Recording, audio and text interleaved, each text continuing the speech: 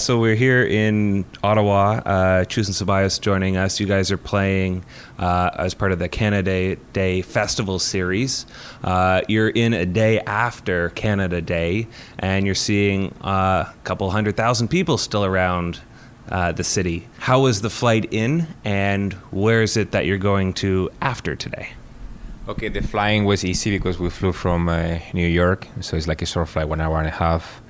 And we were surprised how many people were in the airport already because, Ottawa is like a quiet airport, a quiet city. Whenever we come, it's like, it used to be quiet, but there's so many people around. It's definitely happening, right? It's crazy how many people comes to Ottawa for Canada Day. We're happy with that. We were expecting like a good party because of that. We are heading to Miami tomorrow for the 4th of July celebration in the United States. And we're going to play in a Heart nightclub. We know the time when we start playing, but we don't know at what time we are going to finish. So it's going to be another great night for sure. Now, we've actually connected a handful of times. You're almost always in Toronto or Montreal or Canada around Canada Day. Looking back at our history, and 2 years ago, you were here for Escapade, and 2 years before that, you were playing Digital Dreams and so on. Do you find that you have quite a standard rotation? You know you're going to be in Toronto and Montreal and every couple of months? Or is it sort of like, okay, when can we find a way to get back here again? Actually, we are lucky because we have a lot of demand in Canada, thanks God. No, we have been coming here for more than 13 years. I remember the very first time we came to Canada was for Black and Blue Festival in Montreal. I believe it was 13 years ago, and since then, I think we played, yes, you're right, we played before that. The first place. No, it was a rave called... was an old rave. I don't remember the name, but it was an old rave. That was our very first time in Canada. Anyway, so many years coming, and we have a great connection with the Canadian people. Actually, I was living in Montreal for like 4 or 5 years, so Canada has been almost like a second home for us. So the promoters want us all the time, so we have to time it because we come you come too often, people don't get excited anymore. So we believe like 3 months is a good amount of time to get the people excited again. So in Montreal we play every 3 months, and in Toronto we play kind of the same. No, Toronto is a little bit less. It's like a few times a year. But yeah, we try to back every year, like in a regular basis, to keep fresh and so people really enjoy our music, and that's, I think, is very important.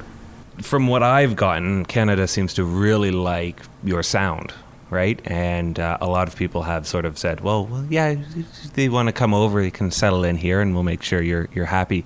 Is there something that you notice from the Canadian crowd that is different than others? We can say that Canadians are really music lovers. That's what I feel. They really are an educated crowd. They really know about music. They really care about the artists, the talents, the music that the artists made. And they're very educated crowd, basically. And I think it's great for an artist to play in such an audience like that, no? And it's a fun crowd. I mean, we have a lot of fun every time we come here. It's really a fun crowd, and people really go out in Canada. They like to... they like to party, and it's always a great vibe in Canada. We love Canada. Is there a place that you haven't had a chance to go this year that you're looking forward to going? Yeah, there is I mean, we again, we are very lucky because we have a long career, and we visit. I made numbers the other day, more than 55 different countries. 55 is a lot of countries, but for some reason we never went to Indian or New Zealand or South Africa. So I think it's one of the few places that, I mean, in the music circuit, right, that we never play for some reason. You're here today. It's probably a little bit of a different event or festival for you, sort of a pop-up series that's been going along, and they've had some other names. Yesterday, Croatia Squad was headlining with MC Flipside, and Sandra Kleinenberg and Adrian Auer have played the events and so on. Do you often get a chance to sort of go through the spectrum of seeing different venues, different sizes? Do you like the bigger festivals? Do you also like the small, intimate clubs? Or what do you have a preference on yourself? We love both, to be honest. But I'm talking by myself now. My preference are small clubs. I really enjoy the intimate atmosphere that is created in a small club. You are close to the people. You really can read the crowd and read the dance floor, and do like a more intimate work. But it's also fun to work in a big festival. So, but Paulo is love my. I like more festivals than him, and when the clubs are very very small, maybe he likes more than me. But we both like medium-sized clubs. So maybe that's. I think that our favorite is like a medium-sized club, no? So it's intimate at the same time you can make like a real party and get people excited. But the thing is, we love to play. So whatever we have to play, we play. that's. And another thing is that we like to leave our comfort zone. No, there is some kind of DJs that I only play in after hours. I only play in festivals. So when you leave your comfort zone, you grow as an artist, because you first you prepare yourself and to face a different crowd, check a different space, and that force you to like prepare yourself for the night and discover new music that you just don't play. So it's fun, and that's the beautiful of music, right? To have like a big range of music you can play. Now, if you had a chance to play another set, or even if it's live, as in like a band or so, that's not your normal sound, what would you play? Would you bust out a trance set? Would you be in a rock band? What would you like to play for something else kind of fun for your experience? That's a good question. I never think about that about it, but I don't know. Probably a rock band. Why not? I don't know. Paulo. Yeah, I mean, when I started as a producer, it was on my mind. I just want to make music, right? So it wasn't. The DJ came after, so why not the band? I started like with a band of electronic music with a few friends, so why not the band is fun, and to make like a live show with with electronic music is fun too. You're heading back to Ibiza. You've got some dates coming up. We're actually going for our first time this year in September, so figure time to make the pilgrimage and go. So as a first timers who have been everywhere else other than there, what would you suggest to make sure is your biggest tip for us to have a good time? So just you go everywhere. Yeah, actually, because it's such a big trip, and I know it's actually it's expensive trip. Let's say the truth, right? You're gonna so it depends on 4 days. Pacha is one of the best clubs in the island. Check the schedule of all the clubs in the island, because it's parties every day, every single day, and everywhere. But Pacha is one of the clubs that you have to check it out for sure. High, that is the old space. It's beautiful. It's a completely renovated room. It's the hottest spot right now in the island. And then Privilege is the biggest club in the world. You have to check it out too, because it's a big venue. And of course, Amnesia is the other club in front of Privilege, where it's music on and all this. So with that 4 nightclubs, you had, and of course Ushuaia. Yes, you had to go to Ushuaia for sure. But it's a shame that you only go for 4 days, because you need at least 10, to visit everywhere. But good luck and enjoy. Ibiza is a great place. So you mentioned that you're playing. Has this year been different compared to other years for you playing in? Yeah, Ibiza changed so much every year that every year is different, and a lot of like new clubs opening, other ones like closing, new like parties appearing, like beach clubs and stuff. This year the main things are high. It's like the new club. We have a date there. We're very excited with that in July, because everybody is saying amazing things about the club.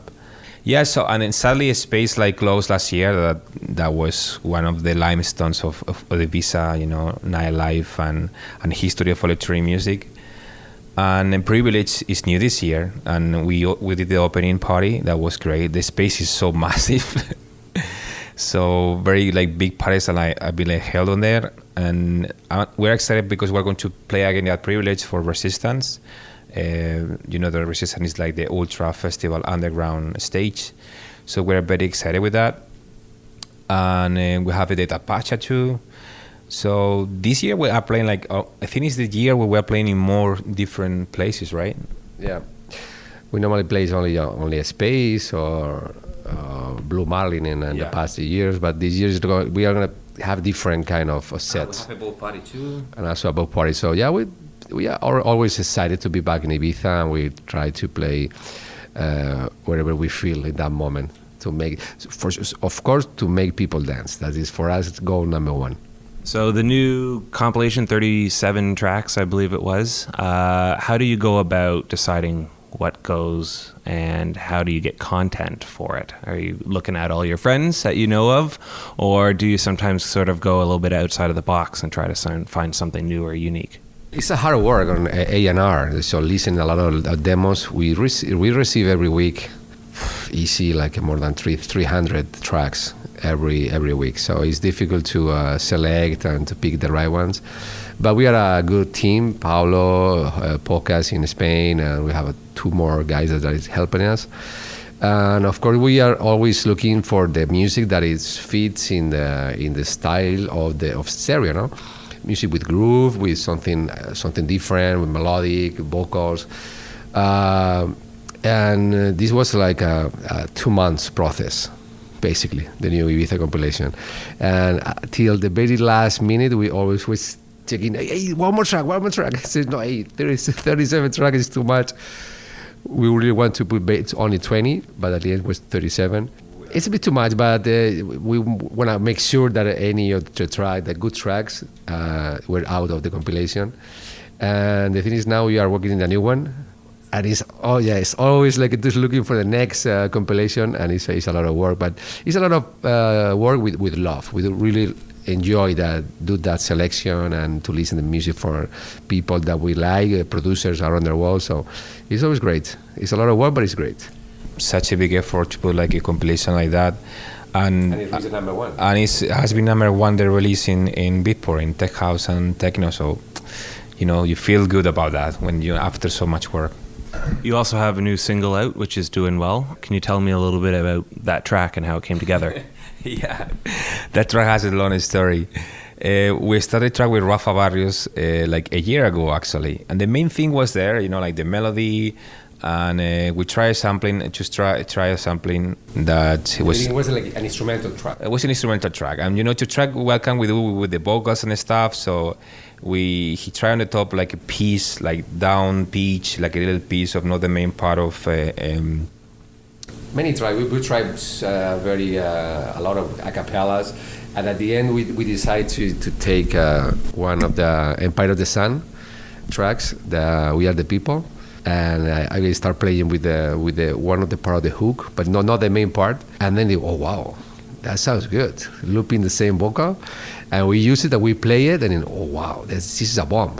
But at the end, okay, we can use this sample. It's Empire of the Sun.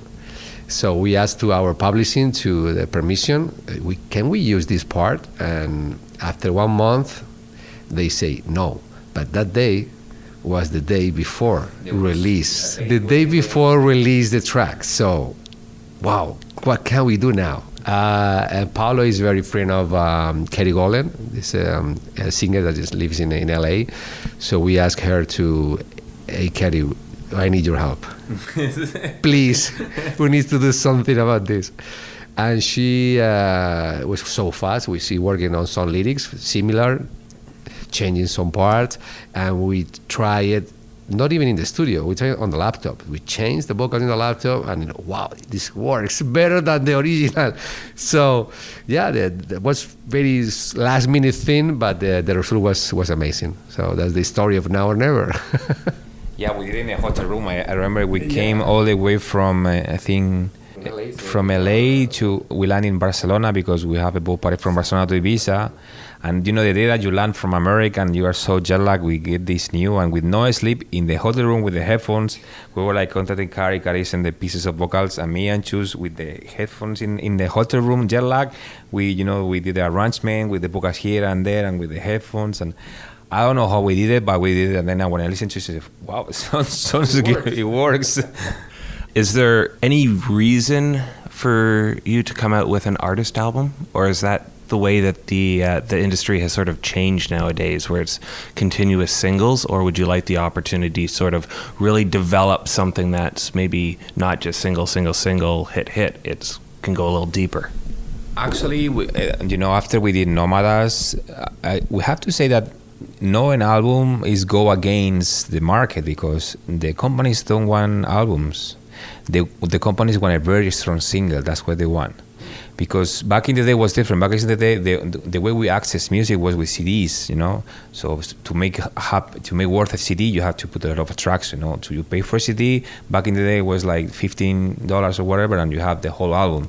These days, the way that we consume music is different. We just click one track we like, and we buy just one track. And in YouTube, it's the same thing. In the streaming platforms, you listen to the track you like. So the album is not really it's not really as welcome as in the past anymore, but we believe that a real artist has to put up an album because album is like a whole story. It's like a DJ set, right? A DJ set is the whole story. When you're a producer, when you put out an album, it's the whole story.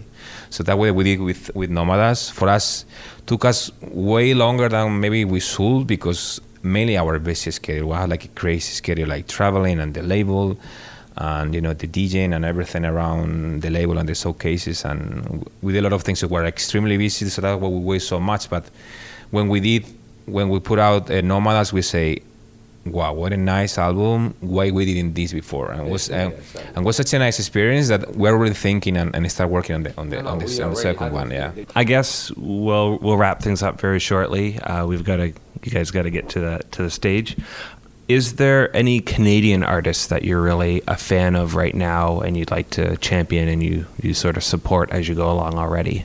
Canada is like a land for talents. It's always like a lot of new talents. We have many friends, like Carlo Leo, Nathan Barato, Sean Miller is amazing, Daniel Dapp is amazing too. There's so many Canadian artists. Sean Collier is a new, guy that is like popping up from Toronto too. There are always so many. I mean, Canada is a land of talented people. You said you've got 4th of July. Do you ever get a break at all? Or is it always every weekend, go, go, go? We are lucky because after like 2 crazy weekends of like traveling, going Europe, America, non-sleep, like 4 or 5 gigs in a row, we have a couple of cancellations next weekend. So next weekend we are off. I think it's gonna be great because after Miami on Monday we're going to really need it. Yeah, but after that one, we only stop 1 weekend in August, and the next one is in November. So we're pushing it. No, but after November we want to because we want to start working on the album. So we need to when you are traveling, it's difficult to get into the studio. Maybe for one single, one remix is okay, but to do like original material and such a lot of work like an album, you really need to stop. Like the bands too, like the band go on tour and then they stop and write an album. We want to stop after November to get some studio time to start working on the second album. Awesome. Well, thank you so much. We look forward to the best. Who knows? Maybe we'll get lucky and cross in Ibiza. That would be nice. But looking forward to today, and we'll hope the rain holds off for the rest of the day. Yeah, hopefully. I checked the weather, and the weather say that the rain is going to stop exactly when we're starting. So I think we are bringing the shine. We bring the Spanish sun with us. Yeah, we bring the sun from Spain.